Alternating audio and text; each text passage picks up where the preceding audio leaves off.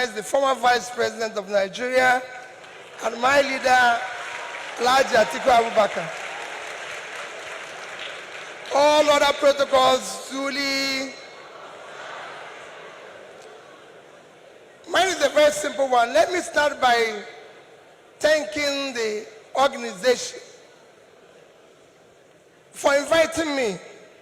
As you know, I'm one of those strongest beneficiaries of the judiciary.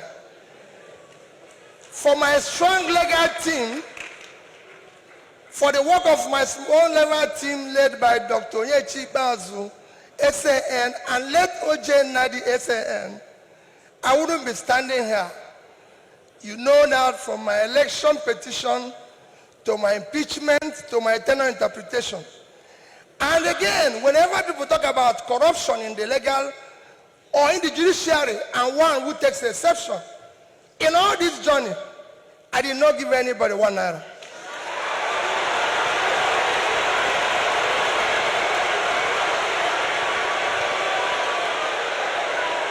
So for me,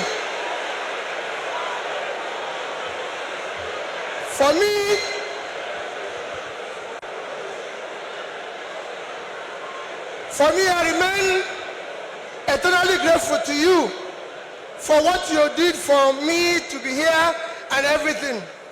Our topic today is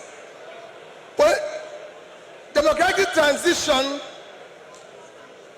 in the 21st century Nigeria, 2023 and beyond. I think it's for great people like you or people like Chimamanda I invited, but for me as a trader, I'll try to contribute in my own little way, the way I think we should go. For me, democracy have a simple description. Government of the people, by the people, for the people. That means everything about democracy is the people. And transition means changing from one thing to the other. And for me, Nigeria needs urgent transition from being a highly insecure country to a secure country, from a disunited country to a united country, from corruption to a transparent country, from a country of lawlessness to a country of law and order. But in all this, it is important that we look at where we are today for people to understand the gravity of the journey we are going to take if we are going to transit. Where are we today? Nigeria have qualified to be a failed state. We have met the 2 or 3 biggest characteristics of a failed state. Number 1 is when you're no longer in charge of your territory. Today, we are among the top terrorized countries of the world. We are among the top kidnapping countries of the world. Banditry, criminality, bandits have taken over some parts of this country. Nigerians are being killed daily. All sorts of criminality is going on daily. Even our most important source of foreign exchange revenue, oil, is today 80% stolen. That shows how bad it is. We are the only country, apart from Venezuela, who we know is their own is because of sanctions, that is not meeting up its OPEC quota. Every other country is begging for increase, but Nigeria is not meeting up its own. And you wouldn't believe the quantity that is missing.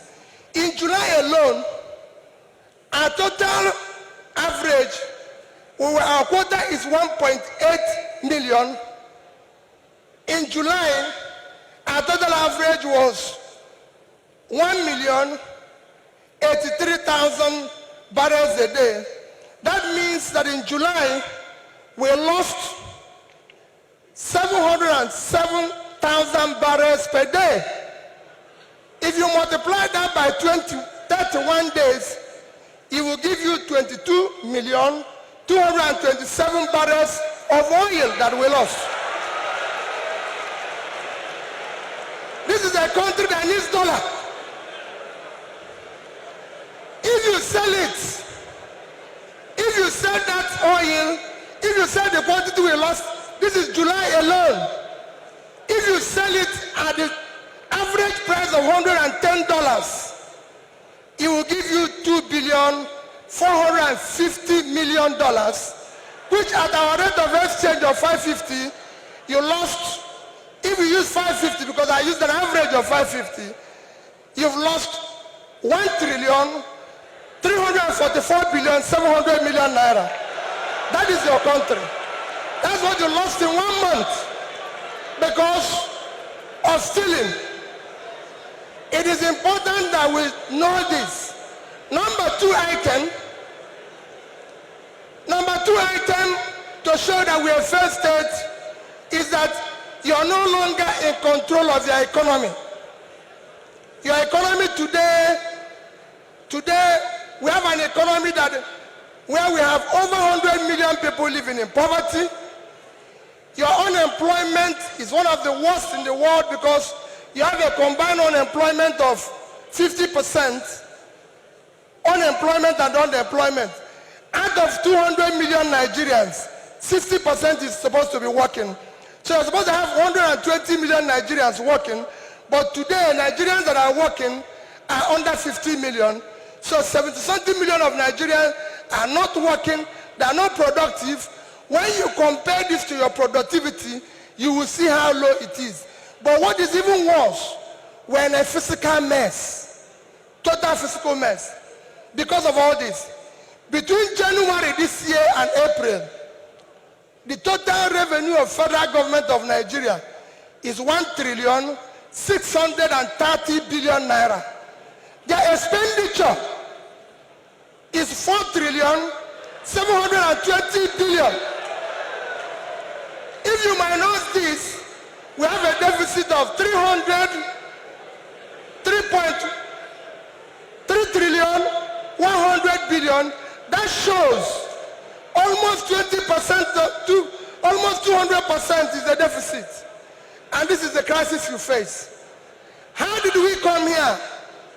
It's a cumulative effect of leadership failure over the years. Because it's 10%, I'll stop here, I would have talked about power. How did we come here? What are we going to do very quickly to come out of this? Very quickly, you need to have a visionary, articulated, competent leadership to start turning around this.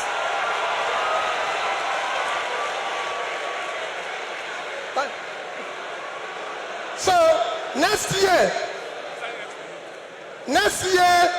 the time is up. I'll take it that next year, the election you're going to have next year will not be about, remember, it is not about tribe, no religion, not connection, not entitlement.